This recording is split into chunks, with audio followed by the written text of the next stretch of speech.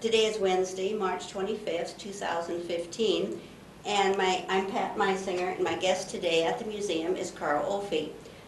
Carl was born 82 years ago and is a lifelong resident of Cass County.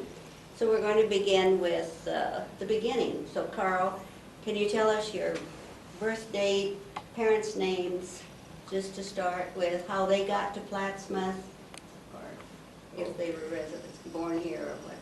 I was born July 21st, 1932 in Omaha. My parents were Carl P. Opie and Iola Opie. What was your mother's maiden name? Narstead. And she was born in Madison, Nebraska. Came here to teach and married my father, who was a lifelong resident of Plattsmouth. And I am the only child. Okay. Okay. Where did you live as a child? You can tell us what you remember, maybe childhood friends, activities, what you did, what you did in the neighborhood. Well, I was born at, I lived in the Coronado Apartments, no longer in existence, for 18 years. Then I went to the University of Nebraska and went 4 years and got out and served in the service for 2 more years and then came back to Plattsmouth. And about a year and a half later, which would have been about 1958, I became a partner in Opie Oil with George Blosser. Okay. What branch of the military? And Infantry. Infantry. And you met? I met my wife at college, yes, in Lincoln. And you married? We were married, and we had 5 children. All right. And your wife's name is? Sarah Janie Opie, but goes by Janie, Yeah. yes. And her maiden name was? Gordon. Gordon, right, okay. So did you tell us about the ownership of Opie Oil, how the Opie Oil, the very beginning and move forward? The ownership was really transpired out of the strike at the Burlington shops. My dad and one brother, Henry, and grandfather, Henry Sr., were employed there, and in 1924 or 23 or 22, I can't tell you exact date, the shops went on strike. And out of that, why they decided they wanted to be in the service station business. And the station started in April of 1924. And Can you show us that picture of the original one then? Let me zero in on that. my grandfather and Henry and Carl,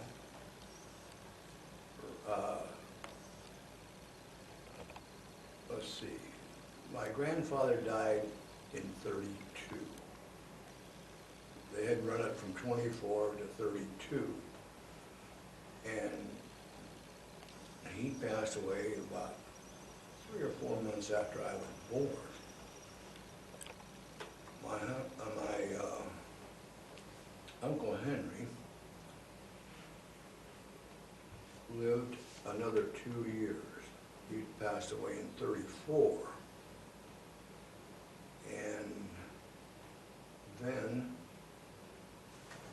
at that time, there were 2 other brothers that were in Omaha.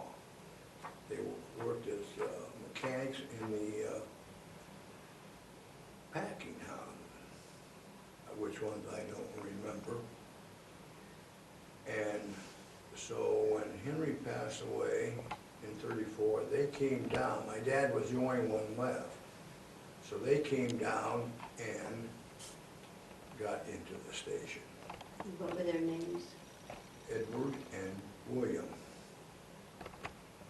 And they, along with my dad then, ran it to 43 when my dad passed away. And they continued to run it until 1949. And at that time, they decided they wanted to retire. They were getting older, and they wanted to, Edward wanted to get out of the Midwest elements, so he moved to Tacoma, Washington. But they leased it then to my Uncle William leased it to his son-in-law, Gene Home. And Edward leased it to George Blotzer, an old-time employee, very faithful employee. And they ran it till 1958, another 9 years. Gene wanted out. He was from Louisiana, and he wanted to get out. At that time, I was able to get his half of the lease. And I was in partnerships with George then for 4 years. In 1962, George was wanting to retire, and he sold his lease, or half of his, to John Blotzer. And John and I ran it from then on to 2002. At that time, I decided I wanted out. And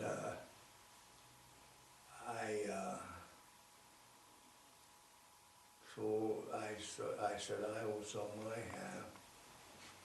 And John's Senior brought in John Jr. to help him. And John Jr. is, excuse me, John is running it today. He is not a junior, but he's running it today. Who we call Johnny. Johnny, yeah, right. You have another picture of the, what, in about the 30s there? Oh, you mean when I was... That second, that one right in front of you, the one where they made the addition on the back. This? No, that one right there. Oh, this Yeah.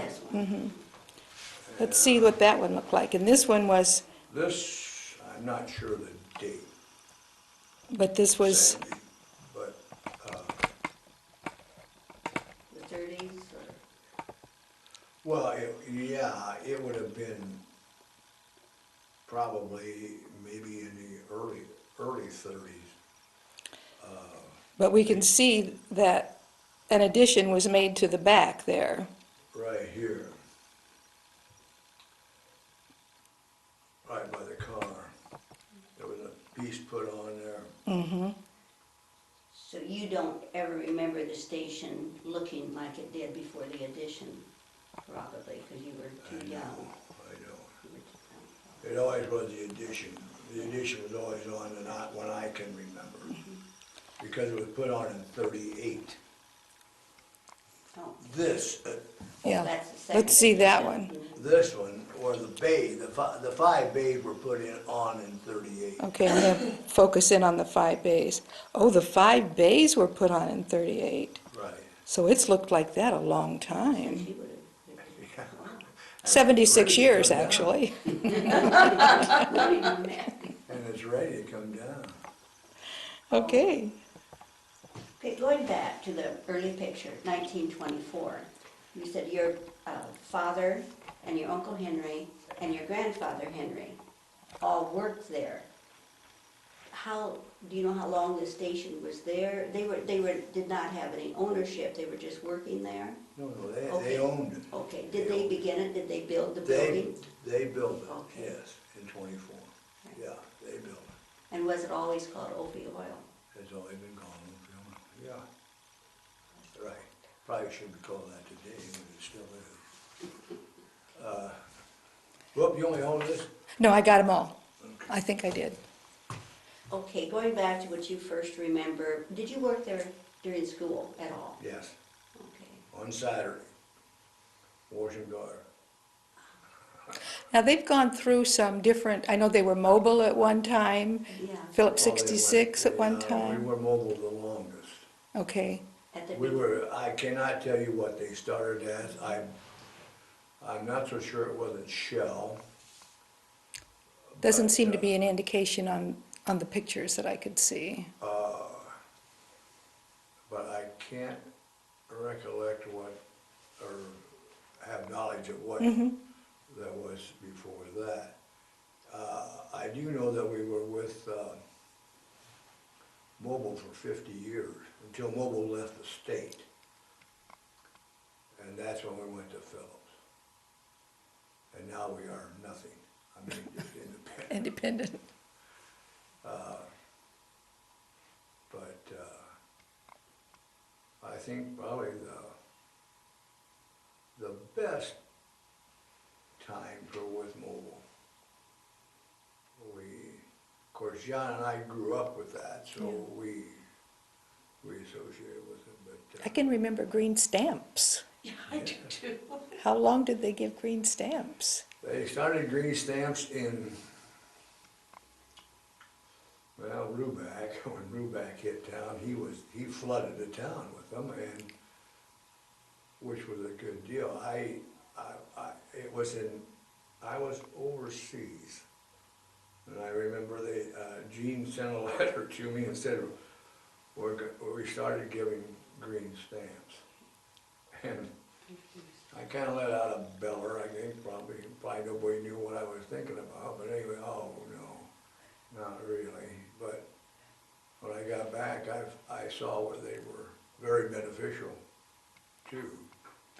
So in the long run, the green stamps helped your business, do you think? Oh, yeah. Oh, did it? Yeah. Oh, Good. yes, I'm fully aware that that happened. Can you tell us about when the highway went through town and the difference when the highway wasn't in town? Because they went right by Yeah, you. that was quite a deal. The highway was already gone, I believe, or starting to go in 58 when I got back. It was I can't- 58, What was the day that you have a date on that by chance, when the bypass went? I would say 58 was very, very close. Yeah, Wow. Yeah. When I came in '59, it was already out. it was out there, yeah. Yeah. New. It took a while for me to build that, but I thought, well, it's gonna be bad. But after 2 or 3 years, it proved me wrong. But Highway 34 stayed right by you. Yeah, but it didn't carry that much traffic. Okay. But it did have travel. People traveled that extensively, really. But I thought, boy, it'll really affect our business, because on a weekend, like on Friday night and Monday, we have a lot of salesmen going through town in the 50s, early 50s, and they would gas up because of the green stamps. And things like that happened, but it didn't bother. I mean, after 3 years of that, you could see that the town, it was beneficial to the town that it didn't go through, because it carried so much traffic. What were the hours when you first began working? Yeah. Well, the hours were from 6:30 to 9 o'clock at night. And you worked the same hours on Saturday and Sunday, 7 days a week. Of course, you split it up. With 2 guys running it, it was every other night you worked till 9 o'clock. So every other night you were off. But that changed only because of TV. We found that people didn't care about coming out at night after they got home, or get their car serviced at night anymore. So that changed that, and you can see what it is today. They don't stay, nobody stays open like that, because the business isn't there. So you dropped back to what hours? Well, we Days? dropped back to 8 o'clock, but we, to start with, we dropped back to 8 o'clock, and we only worked 2 guys. Every other night, one of us was there till 8, and then finally, we were able to work it where there was just 1 guy there, and that was part-time guy, and we were able to hire somebody to do that. The business just wasn't there. How many days a week then? The same. Except on Sunday, we worked 2 guys. But we only did tire work and gas. We didn't do any service work. Okay. And yeah, speaking of service work, how did it change from the beginning, the services you offered? You mentioned washing cars to later on, how much mechanical work did you do? Well, the Just kind mechanical of work, we progress. didn't do a lot of mechanical work. We did a lot of oil changes. Back in those days, a car, the recommendation for a car for oil was 1,000 miles. But people didn't put 1,000 miles on very often, you know. I mean, it took quite a while to put 1,000 miles on. It probably took as long as it does today to put 2,500. Talk about prices, gas prices and Uh, tire prices and things. What's the Well, cheapest tires were made a lot different than, radio tires today will outlast maybe 3 sets of older tires that were rayon. Then they went to nylon, then they went to polyester. But, the tires today are much better than the tires were back then, but they're more expensive. But everything lasts longer today than it did back then. You'd take fan belts, you know.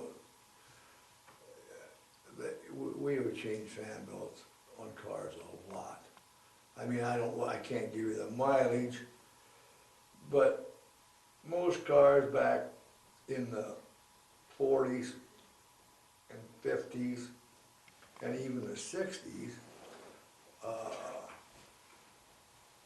they would go 100,000 miles, but boy, when they got to the 100,000 miles, they were pretty well shot. You know, today, they'll go 250,000, and you can't hardly tell that they've been driven.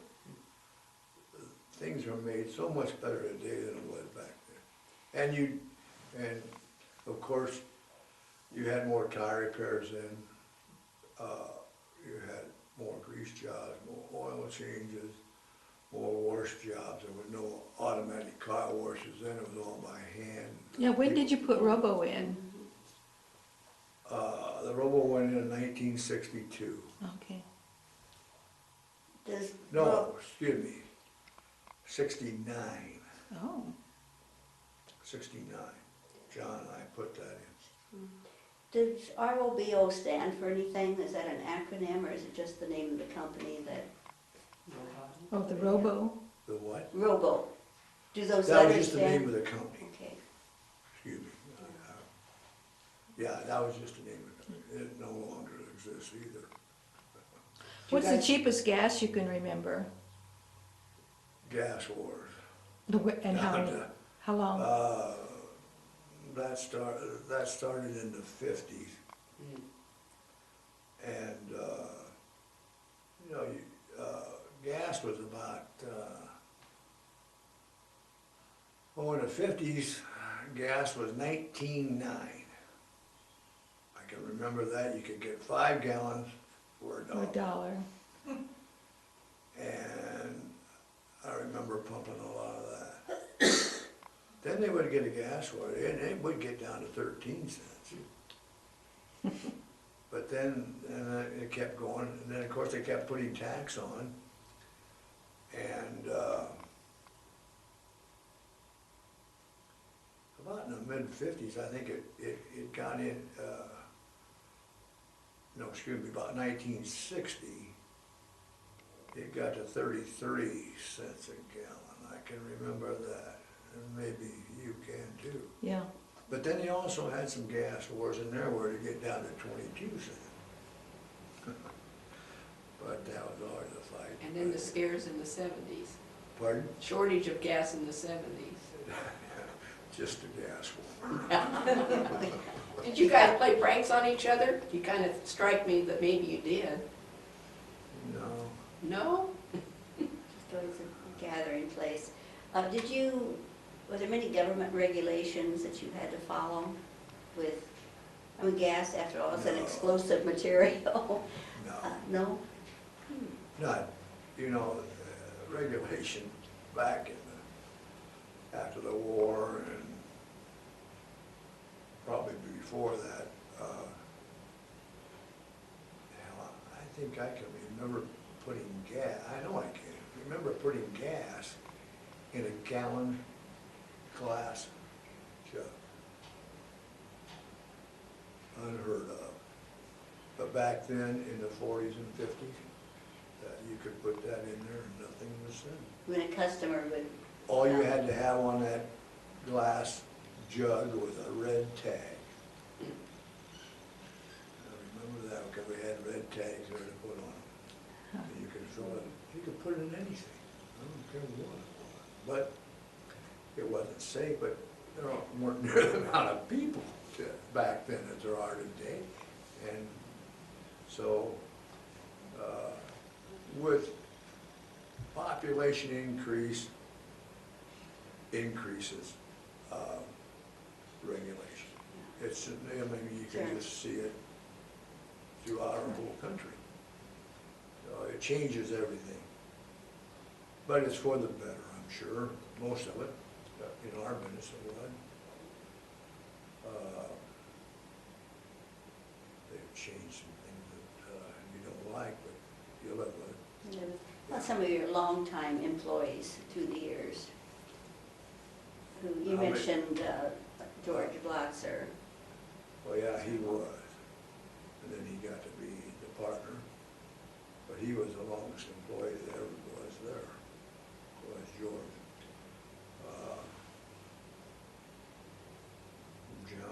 John started just before I did when he got out of high school. I was gone. And then he kept it longer than I did, really, at the end. But we were working. We had the longest. John and I had the longest of anybody as far as management was concerned. But looking at it today, probably should be tore down. What a shame. And why do you say that? Why do I say that? Because it's obsolete. Everything today is much newer.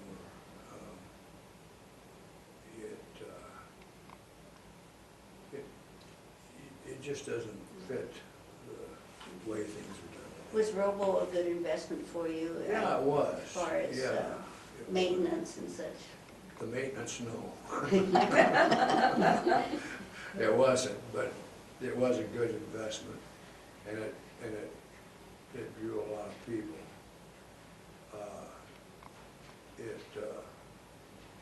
It outlived its efficiency though too. We changed it inside. Well, even outside, we had to put that brick on the outside where you drive in. That wasn't that way the original. It was fiberglass. And then it was too long. The circle came around too long, and it didn't get the back end of the car because of the cars went It's short smaller. on us. So that changed that. A lot of things change on you, and that goes back to why there's a lot of things that are different. And then 80-plus years, there's, yeah, you Yeah. would see all the changes. What's been most enjoyable part of your work over all these years? Meeting the people. Yeah, you can't, it's a great place. I mean, a great way to meet people and do things. You strike up a lot of friendships. You have a lot of good customers, and it's just rewarding.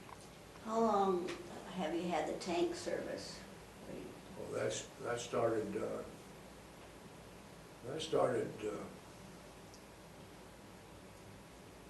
probably when they opened. I can't say that for sure, but I do know that they had some old tank trucks, pictures of those, and I don't have any of those older ones. But they had Model A's, tank truck, with about a 400, maybe 400 gallon, maybe 300 or 400 gallon tank on it. Today there's 4,000 gallon tanks on them. But in 24 and on in there, as it came up the years, a lot of people in 24 were probably farming with horses. Horses, right.